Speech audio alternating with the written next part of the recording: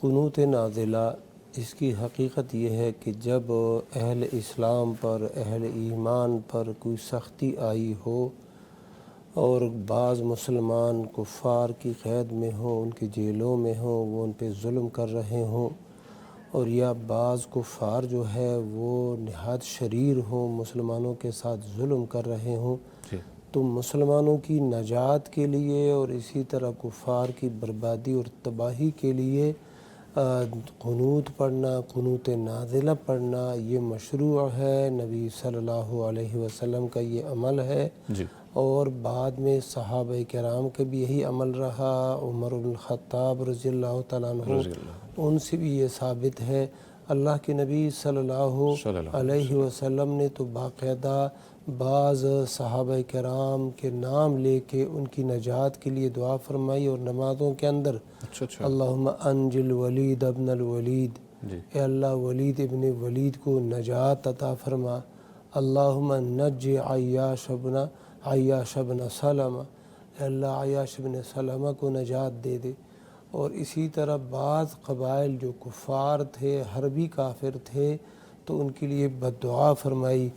اور ان کے لیے اللہم لعن فلانا و فلانا، فلاں کافر پر اللہ کی لعنت ہو، فلاں کافر پر اللہ کی لعنت ہو۔ بعض کفار مضر کے لیے آپ نے دعا فرمائی، اللہم اشدد وطأتک علی مضر، اے اللہ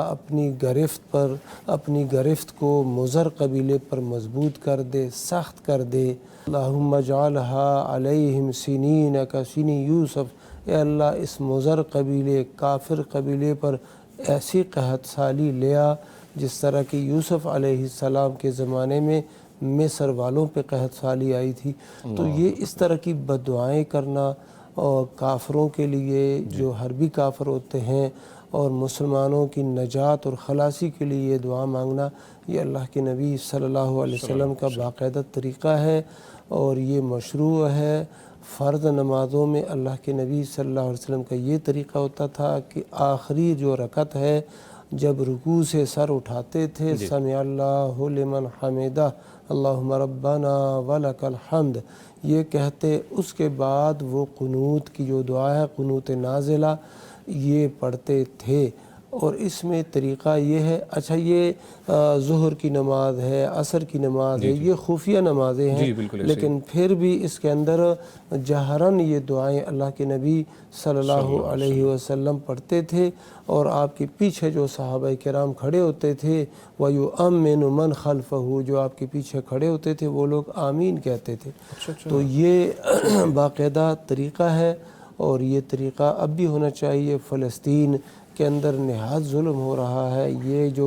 یہودی کافر ہیں، یہ مسلمانوں کے سب سے زیادہ بڑے دشمن ہیں۔ عداوت میں اللہ نے بیان کر دیا ہے کہ اے نبی آپ پائیں گے عداوت اور دشمنی میں اہل ایمان کے لیے کن کو پائیں گے؟ سب سے زیادہ یہود کو پائیں گے، اور ان لوگوں کو پائیں گے جنہوں نے شرک کیا ہے، یعنی مشرکین اور یہود، یہ مسلمانوں کے بہت بڑے دشمن ہیں۔ تو ان کے لیے، ان کے خلاف قنوت نازلہ، اور وہاں کے مظلوم مسلمانوں کی نجات کے لیے قنوت نازلہ پڑھنا یہ بالکل مشروع ہے۔ لیکن قنوت نازلہ کا مطلب یہ ہونا چاہیے کہ وہ خاص جو مقصد ہے اس کے لیے یہ دعا مانگی جائے، کفار کی بربادی، محارب کفار کی، اور مسلمانوں کی، ان مظلوم مسلمانوں کی نجات کے لیے۔ بعض لوگ شروع ہو جاتے ہیں قنوت نازلہ 5 منٹ 10 منٹ اس پہ لگاتے ہیں، یہ سنت کے خلاف ہے۔ اللہ کے نبی صلی اللہ علیہ وسلم نے یہ نہیں، ایسی دعا نہیں مانگی کہ دعائے قنوت نازلہ شروع کر دی، اب اس میں بیماروں کے لیے دعا مانگ رہے ہیں، اور یا فقراء کے فقر کو دور کرنے کے لیے دعا مانگ رہے ہیں۔ یہ ایسا نہیں ہے، جو مقصد ہے وہی مقصد مد نظر رکھو، دعا مانگو، مختصر سی دعا مانگو، 1 منٹ کی ہے، 1.5 منٹ کی ہے، کم و بیش جو بھی ہے، لیکن اب اس کو 5 منٹ پر لے جاتے ہیں آپ، جو ہے نا مزید سارے جو مسائل تمہارے ہیں اس کو شامل کر لیتے ہیں، یہ نہیں ہے درست۔ ٹھیک ہے جی، بہت شکریہ۔